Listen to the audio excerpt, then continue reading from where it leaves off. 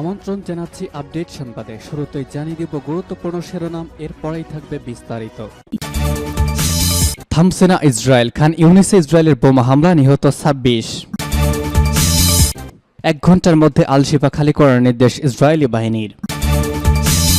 গাজায় পরবর্তী পদক্ষেপের ব্যাপারে সিদ্ধান্তহীনতা ইসরায়েল। তাওরাতে বরাদ ইসরায়েলকে যা বললেন তুরস্কের প্রেসিডেন্ট রিসেপ তাইয়েপ এরদোগান। জানিয়ে দেব চীনের প্রেসিডেন্ট শি জিনপিং এর আমেরিকা সফর, চীন মার্কিন সম্পর্কের ভবিষ্যৎ কোন দিকে। সর্বশেষ জানাবো যুক্তরাষ্ট্রের হাসপাতালে বন্দুকধারীর হামলা, মোট নিহত 2।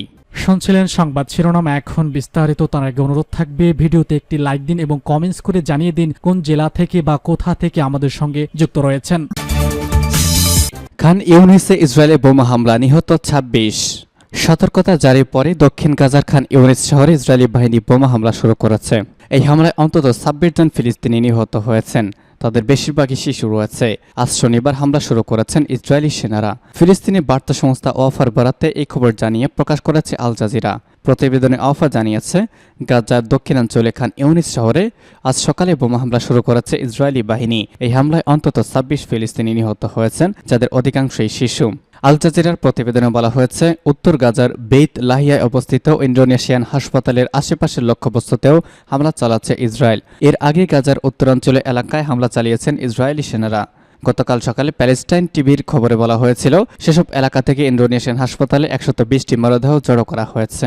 গত 7 অক্টোবর ফিলিস্তিনের স্বাধীনতাকামী সশস্ত্র গোষ্ঠী হামাস ইসরায়েলে আকস্মিক হামলা চালালে দেশটির 1200 মানুষ নিহত হন। হামাসের হামলার জবাবে ওই দিন থেকেই অবরুদ্ধ গাজা উপত্যকায় ব্যাপক বোমা হামলা শুরু করে ইসরায়েল। এতে গাজা এখনো পর্যন্ত নিহত মানুষের সংখ্যা 12,000 ছাড়িয়েছে, যাদের 8,000 নারী এবং শিশু। 1 ঘন্টার মধ্যে আল শিফা খালি করার নির্দেশ ইসরায়েলি বাহিনীর। ইসরায়েলি বাহিনী আল শিফা হাসপাতালের ভিতরে অবস্থানরত চিকিৎসক, রোগী ও বাস্তুচ্যুতের সরে যেতে 1 ঘন্টা সময় দিয়েছে। আল শিফার একটি সূত্র সংবাদ মাধ্যম আল জাজিরাকে তথ্য জানিয়েছে। আল জাজিরার প্রতিবেদক আল শিফা হাসপাতালে একজন চিকিৎসকের সঙ্গে কথা বলেছেন। তিনি আল জাজিরাকে জানিয়েছেন, ইসরায়েলি সেনাবাহিনী আল শিফা হাসপাতালের সবাইকে আল রাশিদ রাস্তা দিয়ে সরে যেতে মাত্র 1 ঘন্টা সময় দিয়েছে। যে রাস্তাকে সমুদ্রের রাস্তা বলে থাকি আমরা, এটি আসলে কোনো রাস্তা নয়। যারা দক্ষিণে সরে যাচ্ছে তারা সাধারণত সালাহ আল দিনের রাস্তা ধরে যান, তবে তাদের 1 ঘন্টার মধ্যে সরে যেতে বলা হয়েছে। ওই চিকিৎসক আরও বলেছেন, সবাইকে 1 ঘন্টার মধ্যে সরিয়ে নেওয়া অসম্ভব, বিশেষ করে অসুস্থ মানুষ ও নবজাতকদের, কারণ শিশুদের দক্ষিণে স্থানান্তর করার জন্য কোনো অ্যাম্বুলেন্স নেই। এদিকে ইসরায়েলের মন্ত্রিসভা মার্কিন যুক্তরাষ্ট্রের অনুরোধের পর 2 দিনে 1,40,000 জ্বালানি গাজায় প্রবেশের অনুমতি দিতে সক্ষম হয়েছে। একজন ইসরায়েলি কর্মকর্তা নিজের পরিচয় প্রকাশ না করে জানিয়েছেন, জাতিসংঘের চাহিদা মেটাতে দিনে 2টি ট্রাক প্রবেশের অনুমতি দেওয়া হবে। তারা এটিও বলেছে, পরমাণু পরিবহনটি মহামারী প্রতিরোধে গাজায় পানি, পয়ঃনিষ্কাশন ও স্যানিটারি ব্যবস্থার ন্যূনতম সহায়তা দিবে।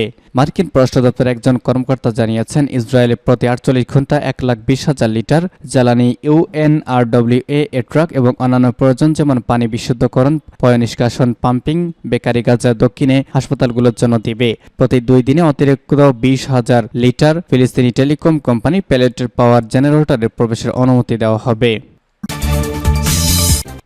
গাজার পরবর্তী পদক্ষেপের ব্যাপারে সিদ্ধান্তহীনতা ইসরায়েল। ফিলিস্তিনি গাজা উপত্যকায় ইহুদিবাদী ইসরায়েল কী ধরনের পদক্ষেপ নেবে তা নিয়ে সামরিক বাহিনী ও বেসামরিক নেতৃত্ব সিদ্ধান্তহীনতায় ভুগছে। শীর্ষ কর্মকর্তাদের মধ্যে এ নিয়ে বিতর্ক দেখা দিয়েছে এবং এক রকমের অচল অবস্থা সৃষ্টি হয়েছে।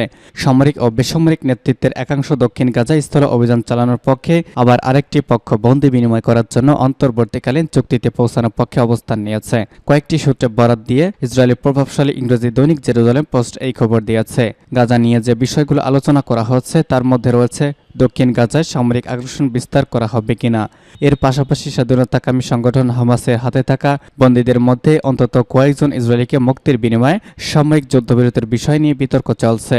ইসরায়েলি বন্দী মুক্তির বিনিময়ে ফিলিস্তিনি বন্দীদের মুক্তি দেওয়ার প্রশ্নে রয়েছে। জেরুজালেম পোস্টের খবরে বলা হয়েছে, ইসরায়েল এবং হামাসের মধ্যে বন্দী বিনিময় চুক্তির সম্ভাবনা রয়েছে, যার প্রেক্ষাপটে দক্ষিণ গাজায় ইসরায়েলের অভিযান শুরু করতে দেরি হচ্ছে। এর আগে ইসরায়েলের সামরিক এবং বেসামরিক নেতৃত্ব গাজা থেকে হামাসকে নির্মূল এবং ইসরায়েলি বন্দীদের মুক্ত করার অঙ্গীকার ব্যক্ত করেছে। জেরুজালেম পোস্টের খবরে বলা হয়েছে, ইসরায়েলি সেনারা আগ্রাসন অব্যাহত রাখার পক্ষে মত দিয়েছে, তবে বিরোধী দলীয় নেতাসহ ইয়ার লাপিদ সহ বেশিরভাগ ইসরায়েলি যুদ্ধবিরতি ও বন্দী বিনিময়ের পক্ষে অবস্থান নিয়েছেন। একই সাথে তারা যুদ্ধবাজ নেতানিয়াহুর পদত্যাগ দাবি করেছেন, সূত্র জানাচ্ছে পার্স টুডে। তাওরাতের বরাত দিয়ে ইসরায়েলকে যা বললেন তুরস্কের প্রেসিডেন্ট রিসেপ তাইয়িপ এরদোগান। তুরস্কের প্রেসিডেন্ট রিসেপ তাইয়িপ এরদোগান ইহুদিদের ধর্মগ্রন্থ তাওরাতের বরাত দিয়ে বলেছেন, শিশু ও হাসপাতালে হামলার কথা ইহুদিদের পবিত্র গ্রন্থের কোথাও নেই। হাসপাতালে শিশু গুলি করা বা শিশুদের হত্যা করা তাওরাতের কোথাও নেই, আপনি এটি করতে পারেন না, বলেছেন তুর্কি নেতা। তিনি বলেন, ইসরায়েলি নারী, শিশু এবং বৃদ্ধ সহ হাজার হাজার ফিলিস্তিনিকে হত্যা করেছে। বার্লিনে জার্মান চ্যান্সেলর অলস শলস স্কলের সাথে একটি যৌথ সংবাদ সম্মেলনে এসব কথা বলেছেন প্রেসিডেন্ট এরদোগান। ইসরায়েলের সমালোচনার পুনরাবৃত্তি করে তিনি গাজায় চলমান মানবিক বিপর্যয়ের অবসান ঘটাতে আবারও জরুরি যুদ্ধবিরতির আহ্বান জানিয়েছেন। ইসরায়েল গাজার হাসপাতালগুলোকে হামলা লক্ষ্যবস্তু করেছে, সেই সঙ্গে টেলিকমিউনিকেশন ব্ল্যাক আউট এবং তীব্র জ্বালানি সংকট চলছে। তুরস্কের সংবাদ মাধ্যম ডেইলি সাবা জানিয়েছে, প্রেসিডেন্ট এরদোগান সংবাদ সম্মেলনে প্রশ্ন করেছেন, ইসরায়েলকে হাসপাতাল, উপাসনালয় এবং গির্জাকে টার্গেট করেছে? এরপর নিজের উত্তর দিয়েছেন, হ্যাঁ, এটা করে। এরপর তুরস্কের প্রেসিডেন্ট বলেছেন, আমি একজন মুসলিম হিসেবে এতে মর্মাহত হয়েছি। তিনি গির্জায় হামলার নিন্দা করতে ব্যর্থ হওয়ার জন্য পশ্চিমা খ্রিস্টান নেতাদের সমালোচনাও করেছেন। অবিলম্বে যুদ্ধবিরতির প্রয়োজনীয় কথা তুলে ধরে এরদোগান বলেছেন, তুরস্ক জার্মানি উচিত গাজায় একটি মানবিক যুদ্ধবিরতি নিশ্চিত করার জন্য কাজ করা। এই অঞ্চলে সংকট ছড়িয়ে পড়া রোধ করা একটি মাত্র উপায় এটি। এরদোগানের দ্বিরাষ্ট্রীয় সমাধানের প্রয়োজনীয়তার কথাও তুলে ধরেছেন এ সময়। তিনি বলেছেন, বর্তমান পরিস্থিতি প্রমাণ করেছে যে এটি দ্বিরাষ্ট্র সমাধান শান্তির জন্য অনিবার্য। তুর্কি নেতা বলেছেন, তুরস্ক হিসেবে আমাদের লক্ষ্য হলো একটি পরিবেশ তৈরি করা যেখানে ফিলিস্তিন ও ইসরায়েল শান্তিপূর্ণভাবে সহাবস্থান করবে। শি জিনপিং এর আমেরিকা সফর, চীন মার্কিন সম্পর্কের ভবিষ্যৎ কোন দিকে?